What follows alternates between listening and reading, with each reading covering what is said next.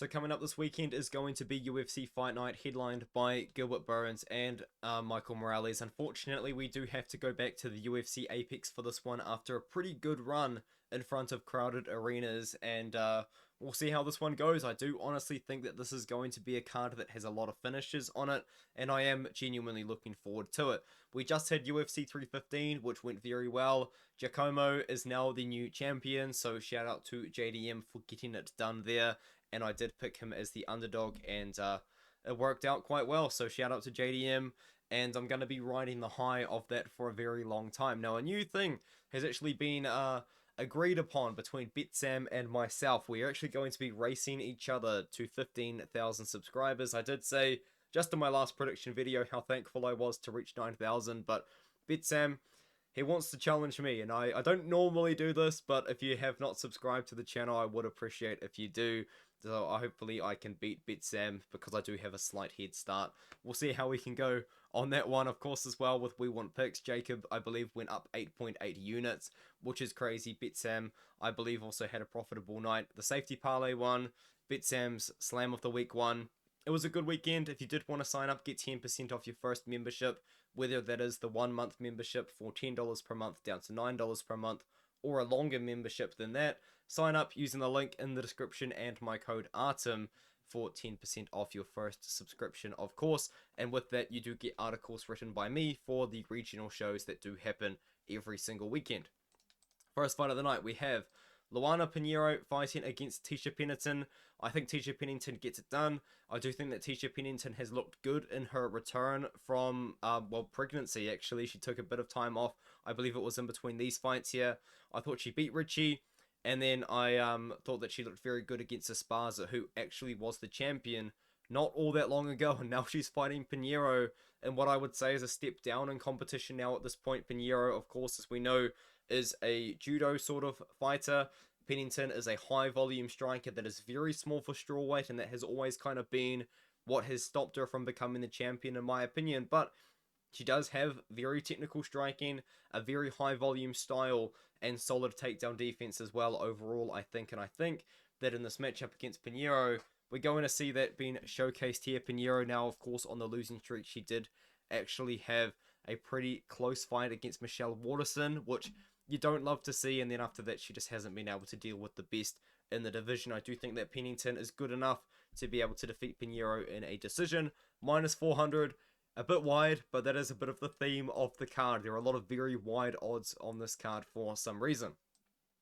Now, of course, Hyun Sung Park is fighting against Carlos Hernandez. I do have to pick Hyun Sung Park in this matchup. Shout out to Carlos Hernandez, though. I do believe that this guy just does not take easy matchups. He had a run against Ray Saruya, against Tatsuro Taira, and Yamjagal Tumindimborel. He fought 3 of the undefeated prospects from Asia and went 1-2 in those ones there. I did pick Yamjagal Tumindimborel, though, to lose to Hernandez in that one because I do think that he's a little bit too one-dimensional. But aside from that, we have seen Hernandez look pretty good. Hernandez is a guy that actually does have very good boxing for this weight class. I think that is definitely his strong suit, and I do think as well another thing about him is that he can mix in takedowns as well offensively. But Hyun Sung Park, I do think just kind of is going to be able to do that a little bit better. Now, it is worth noting in his road to UFC final matchup against Young-Guk Choi, Young-Guk Choi was able to find some success on the feet against him, and then after that, he did get given a pretty easy layup against Shannon Ross, unfortunately for Shannon Ross. But I do think in this one, though, Hyun Sung Park, he has shown that he is very good with the takedown attempts, and he is very good on the feet as well. I think he can handle Carlos Hernandez striking, and then also get the takedowns in the matchup as well. I like Hyun Sung Park to get it done by decision over Hernandez. And now Denise Gomes is fighting against Elise Reed. Once again, another fight with very wide odds. Minus 500 favorite here for Gomes taking on Reed. I think that Gomes actually goes out there in this matchup and looks quite good. Gomes, we know, has a very aggressive, pressure forward Muay Thai style with a lot of power in her hands, and she is capable of getting finishes. And I think in this one here, we are going to see Denise Gomes go out there and finish Elise Reed by knockout using that striking that she's got. Elise Reed, of course, does have a taekwondo striking style. She likes to fight from range, but Gomes is the opposite. Gomes wants to come forward. She wants to pressure Reed backwards. Reed does have a shot here, maybe with the wrestling, with the takedowns, because Reed can do that. But the thing is with Reed is that's also a weakness in her game on the other side. She can get taken down and controlled, but that's not really Denise Gomes' game. Gomes is a pressure forward, high volume, pretty high power Muay Thai striker. I think that she can find success in this matchup against Elise Reed, and I think she can get it done inside the distance. Conor Matthews now fights against Yadier Delvalle. I think that this is a good matchup for Yadier Delvalle to go out there and get it done. Matthews, of course, was on the Contender Series for the first time against Francis Marshall, and then again against Yair Farias. And Yair Farias, despite not fighting for 3.5 years before that fight, I still picked Farias to win. Honestly though, since then, Matthews hasn't looked that good. He lost to Bazooka by KO. That is unacceptable. You can't be doing that. And then he lost to Delgado by KO as well. Delvalle is an interesting sort of fighter where he is a very well-rounded overall striker. He can box quite well, but he also can mix in takedowns on occasion as well. He does have a pretty solid win that's aged well over Penya Alamov, who is a very good wrestler that has a lot of upsets. And then against Michael as well, he also does have a good win over him, and as well has looked good since his close loss on the Contender Series to Bogdan Grad. He took on Monteiro, who is a very experienced fighter, and overall was able to defeat him on a damage-based decision. I think in this one, Yadier Delvalle has the advantage in the striking, and I think it's in the striking that we're going to see Delvalle find most of his success. Conor Matthews, it is worth noting, got pieced up by Francis Marshall, and I know Marshall looked good against Mairon Santos, but Marshall is not a very good striker. You don't like seeing that. I think Delvalle can go out there and get it done inside the distance by knockout as well over Conor Matthews, who I just don't think is UFC level at this point. Now we have Luana Santos fighting against Tainara Lisboa. Luana Santos let us all down in her last fight against Casey O'Neill. Of course, Casey O'Neill was not expected to win that one by a lot of people. I thought Luana Santos was going to get it done, and Lisboa has obviously come into the UFC. She came in on short notice against I forgot her name, Jessica Rose Clark, of course, and Jessica Rose Clark just doesn't know how to grapple, so Lisboa was able to beat her in the grappling there, and then she fought Ravena Oliveira as well, and I believe that was also a short notice matchup if I'm not mistaken. But the thing about Luana Santos though is, despite Lisboa being a very good striker, and I know in her UFC career so far she's shown a lot of grappling, I think that Luana Santos can hang with Lisboa on the feet and also in the ground. I think we're going to see Santos look to grapple in this fight again. I know that Casey O'Neill was able to outmuscle her. I don't believe that Lisboa is able to outmuscle. Okay, she's 135. Why? I thought that Lisboa was the one coming down to 125. Oh no. I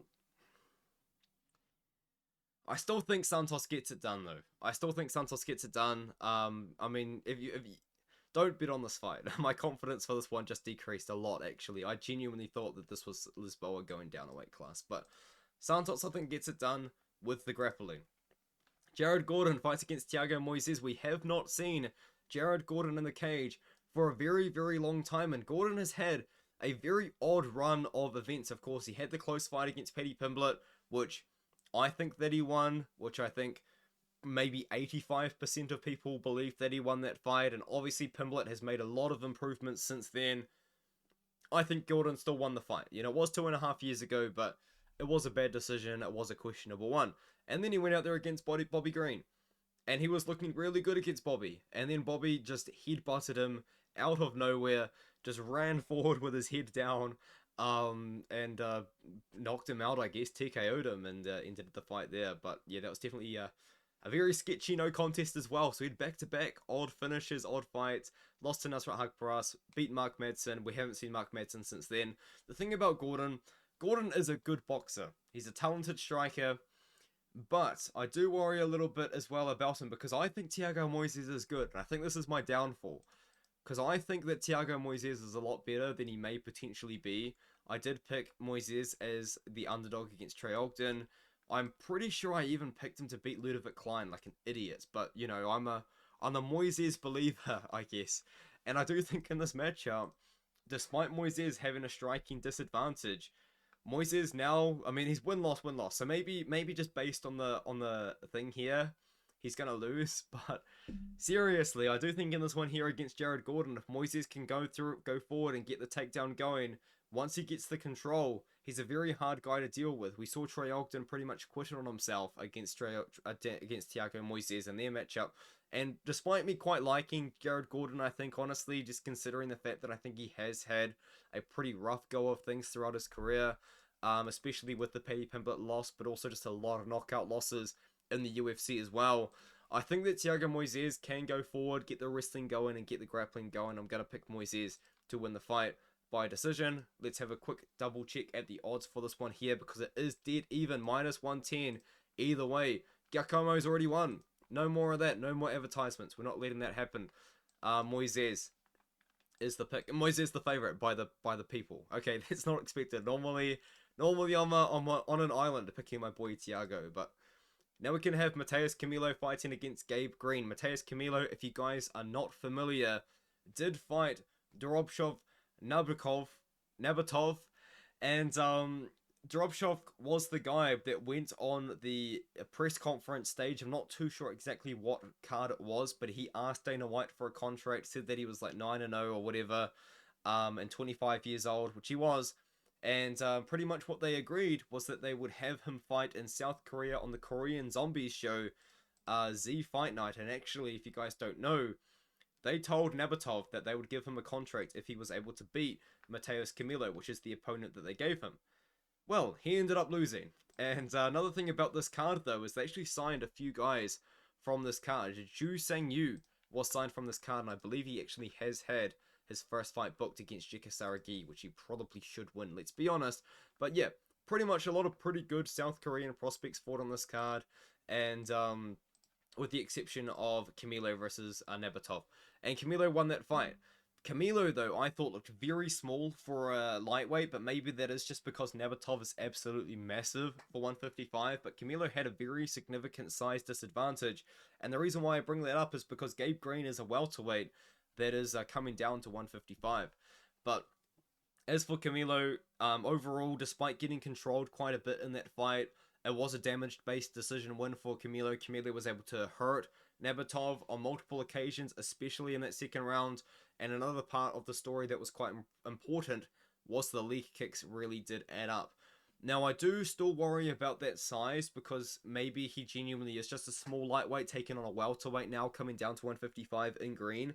And the way that Gabe Green does fight is a pressure forward style with a very clinch heavy sort of, maybe like Marc-Andre Barriol sort of style, you know, where he's going to want to come forward, he's going to want to clinch, he's going to want to do dirty box, and he's going to want to get some takedowns.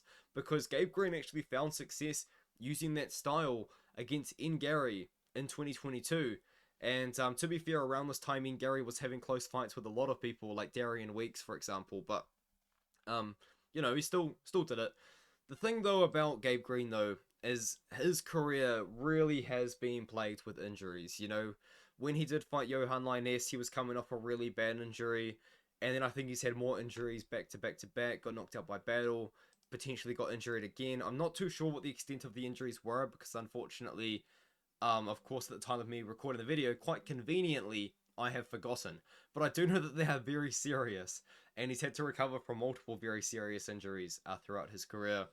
And I think in this one here, I think it's going to come down to, can Camilo stop the takedowns? Because Camilo has proven in multiple of his fights now that he is a talented striker. He does have good leg kicks, he does have good striking, he doesn't have incredible power despite having a lot of KO wins. He just has good technique and good timing. I think he's going to be faster than Gabe Green on the feet here. So as long as he can keep the distance, he can keep the fight on the feet, I think Camilo can get it done. But once again, I think that this is just kind of one of those fights that you don't bet on this card. Julian Erosa fights against Melquizael Costa. I think Melquizael Costa gets it done, and I think he looks good in this matchup. I've been picking Melquizael Costa and finding a lot of success doing so. Of course, I picked him as the underdog against Christian Rodriguez. He got it done in that matchup, and I think he's the underdog against Andre Fili as well. And once again, he got it done in that matchup. He's taking on Julian Erosa, who... rough one for Elkins. So let's be honest, man. He made Elkins look like it was time to retire, and it really is, you know. But Erosa, quite throughout his career has always been a technical kickboxer, a guy that fights very well from range, given being 6'1" with a 74-inch reach at 145 pounds. But he does struggle with takedown defense. That is one thing that is true about Erosa, and that is actually why some people are picking Elkins to beat Erosa. But the thing is that you need to consider is Elkins, just man, he's taken so much damage in his career. He's, I believe, 40 years old now.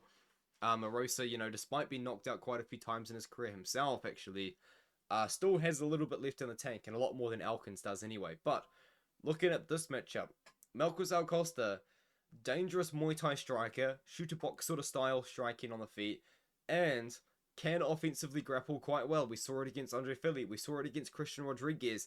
This guy's striking is legit. I think he can hang in the striking with Julian Erosa. And then on top of that, I think that Melquizael Costa is going to go out there and get takedowns against Julian Erosa as well. I actually think that this is a good stylistic matchup for Melquizael Costa to get a win here. And if he beats Julian Erosa, I think he's going to be knocking on the door of fighting a top 25 fighter in the featherweight division. Potentially the winner of Mairon Santos versus Sodiq Yusuff later on in the card. But the fight in between those two fights, of course, is Nursulton Ruziboev fighting against Dustin Stoltzfus. Dustin Stoltzfus is a guy who I just maybe don't understand. Maybe I just have no idea how this guy fights, right? Because he got absolutely smoked by Boost Magomedov, come back against Pillow Hands Punahali, got a submission, got smoked by Bruno Ferreira, and then he come back and knocked out Marc-Andre Barriol. This guy doesn't make sense. He doesn't make sense. But Ruziboev is now back at 185 pounds, the division that he belongs in. I thought that the 170 pounds was a bad idea from the get-go. But Joaquin Buckley, proved that it was a bad idea from the get-go. And Ruziboev's back. He just beat Eric McConaughey, who did fight him on very short notice. I am well aware. But Ruziboev at 185, that's where he should be. And I do believe at 185, he actually has a lot of potential. He is 6'5", but he does kind of make up for that height with very, very thin legs. But he's like an all-offensive guy. This guy's all offensive on the ground. He's all offensive on the feet. You know, he uses his range pretty well, I think, as well. And he's got good power in the hands. And he's got pretty solid offensive grappling as well. He's got a lot of submission wins in his career. I think that we do see Nursulton Ruziboev go out there and finish Dustin Stoltzfus. I think what Stoltzfus truly offers in this fight, honestly, is a grappling threat. And aside from that, I mean, I said this about the Marc-Andre Barriol fight, but aside from that, I think Ruziboev has a striking advantage, and I think he knocks him out. But yeah, I think this is a good matchup for Ruziboev to get a bit of a streak going back again, and I think he gets the knockout here against Stoltzfus. And once again, if he can knock out Stoltzfus, maybe he is knocking on the top 25 middleweights in the world. Maybe actually, kind of now that I think about it, Ruziboev versus Bo Nickel would be kind of like a fun fight, you know? Like someone with like what 7-8 fights of experience versus someone with nearly 50 fights in experience would be pretty cool. Anyway, Sodiq Yusuff versus Mairon Santos. Sodiq Yusuff is an underdog in this fight, and I will be honest with you guys, I'm kind of struggling to understand why. I'm starting to think that potentially it is just because of the losing streak, but truly, like, Sodiq Yusuff, I think, is actually going to be, well, he is the more proven fighter out of the two. And I thought that Mairon Santos won that fight. I thought he beat Francis Marshall. I don't really understand why everyone's so up in arms about that decision. I thought Santos clearly won that fight. I genuinely do believe that. Damage wins fights, and Marshall just wasn't doing enough. And then before they knocked out Karnofli to win the Ultimate Fighter, of course. The thing about Santos is he is a very technical striker. But the problem that I have with Santos is that I think that he can be a little bit too low volume at times, and I also think that he's kind of like so technical to the point where it's kind of everything to him. Like, he has to be throwing the perfect strikes, you know, and then when he does land a good strike, he kind of waits and he kind of like admires his work. I know that's a weird sort of way to say it, but it seems like Santos just does spend a lot of time doing nothing and waiting for a good shot that maybe is never going to come. Because I think like a good example of this is genuinely Jack Della Maddalena, one of the best boxers at the welterweight division, one of the best boxers in the UFC, very technical striking, but against Bilal Muhammad, you know, even if he was running forward like Juliana Pena windmilling it didn't really matter because at least he was still landing something. At least he was still throwing volume out there. Mairon Santos kind of seems the kind of guy that isn't really willing to just kind of throw strikes, throw volume. You know, he kind of needs to be throwing his perfect combinations and stuff. Whereas Sodiq Yusuff is one of those high volume guys. Sodiq Yusuff has actually kind of gone through a bit of a rise and a fall. I think you definitely say it because I think he actually did peak when he absolutely obliterated Don Shainis. And I know that Don Shainis does suck and never become anything, but Shainis took him up on short notice and he dealt with Shainis like he should have. You know, he made Shainis look like he didn't know how to fight, and since then it was kind of like, oh, you know, like Sodiq Yusuff has proven that he can absolutely deal with these guys.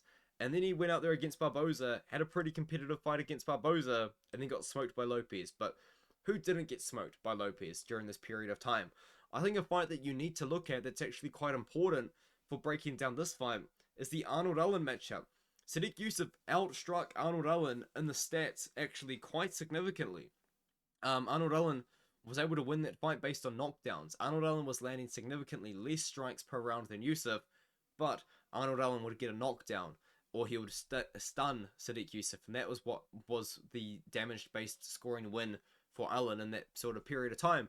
And I know I'm just comparing Arnold-Allen to Mairon Santos here, but I think that based on the volume, Yusuff is a more volume fighter. I think we're going to see Sodiq Yusuff land more volume than Santos, and what we've seen from Santos in his last fight is I don't believe that Santos is the kind of guy that's going to be able to really just sting someone to be able to win the decision. Like JDM had to absolutely smoke Bilal in the 5th round to guarantee that he was going to win that 5th round. I don't know if Santos has the ability to do that, and so I'm going to go with Yusuff. I'm going to go with Yusuff by decision.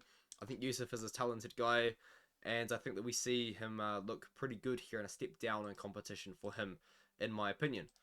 Now, Paul Craig fights against Rodolfo Bellato. There is no reason in the world why Rodolfo Bellato should be minus 500 in this matchup. This is absolute insanity. He just had the draw against Jimmy Crute. I know, similar stylistic matchup, whatever. Rodolfo Bellato, I'm gonna keep saying it, man. I don't believe in him. I am not a Rodolfo Bellato believer. I picked Ihor Potieria to beat him, and Ihor Potieria nearly did. Here's the problem though with Bellato. Bellato's a good grappler. He's a victim on the feet, an absolute victim in the striking. And you know who else is a victim in the striking? Paul Craig. Paul Craig does not have the striking to be a threat to Bellato in any single way whatsoever.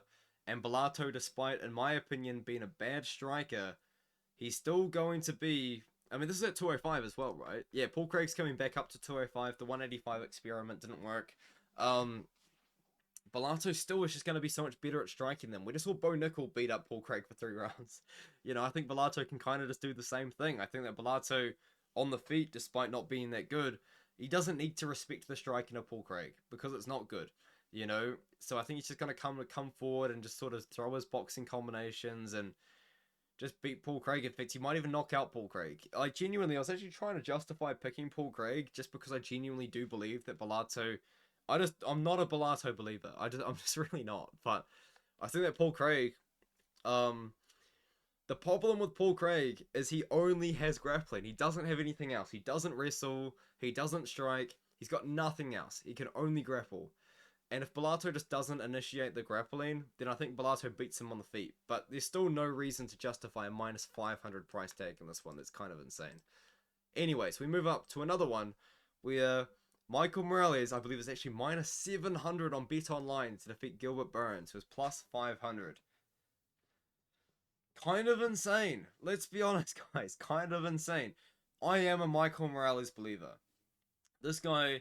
before even becoming an MMA fighter, become an Ecuadorian national wrestling champion and an Ecuadorian national kickboxing champion. So he actually does have some pedigree in individual sports like wrestling and kickboxing before coming over to the UFC, before coming over to MMA.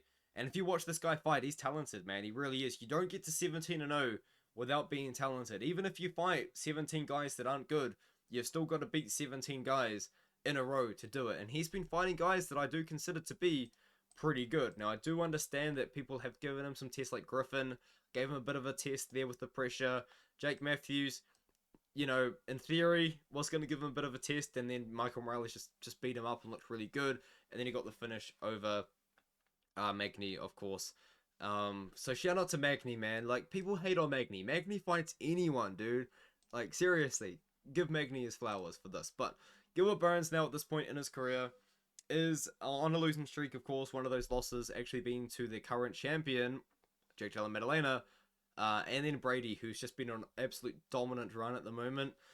I think in this one, Michael Morales wins this fight actually in the striking. You know, 79 inches of reach is nothing to scoff at all.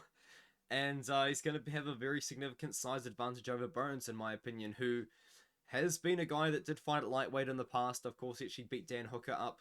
Actually, no, that was at featherweight, wasn't it? When he knocked out Dan Hooker with the body kicks. Hold on. I just don't want to spread misinformation. It's more so I'm curious to know, so I want to find out. Right, now, when did he beat Dan Hooker? That was at lightweight at 155. I apologize. Anyway, Gilbert Burns, former lightweight. Now come up to 170, and I do believe that even after all this time at 170, all these years at 170, even fighting for a title at one point at 170, I still think that he does look a little bit undersized for the division, but obviously now at 39 years old, he's too old to go back down to 155. I think he's been too old to go back down to 155 for years now, obviously. But Burns, he's going to have the size disadvantage here. I don't think that Burns is going to be able to present enough of a threat on the feet for Morales to be worried about him. So I think that the way that Burns is going to need to win this fight is with the wrestling. But Morales has proven so far that I think he can defend the takedowns of Gilbert Burns. And I think even if he does get taken down, I think he can get back up. Morales really likes to control the center of the cage, and this is what he does best, and this is what Max Griffin didn't really allow him to do, because Griffin was the one pressuring forward and making Morales kind of react a bit, and Griffin did make this fight very competitive. In fact, I think that this is probably the toughest test that Morales has had in his career so far. But what Morales likes to do, he likes to control the center of the cage. He wants to stand in the center of the cage, and I think he does also be a little bit low volume at times. He does kind of seem to like to throw the perfect strikes, and he does like to sit there and not really go after it, I guess you could say. But I still think that his striking is good enough to beat Gilbert Burns on the feet. I think his takedown defense is good enough to keep Gilbert Burns at bay. But minus 700 right now, I mean, Burns is good. You know, Burns is good. Despite me completely discrediting this win when I was talking about JDM's breakdown of Bilal, because JDM did break his arm in the first round, Burns was still able to take down JDM. You know, Burns did, of course, lose to Bilal, but he took that fight on short notice and was injured at the time. And before that, you know, it was a long way away. We've got to go back to see his last wins. But Burns is good. Burns still has some talent, but I think ultimately, when we look at this matchup, I think we've got to see the fact that Michael Morales is very, very talented, very, very good. And then after this, I mean, you're probably looking at Morales versus, like, Jeff Neal sort of fights, you know what I mean? And I think that if Morales can get by those guys, I don't know, man. Like, he's only 25 years old. Like, there's the thing. Even if Morales loses this fight, it's still going to be years of development before he's in his prime. I don't know. I feel like Morales, like, are we looking at a future champion of Morales? I think we might be. I think we might be. Anyway, let me know what you think in the comments below. Smashed UFC 315. That card went amazing. And, yeah, I'll see you guys in the next one.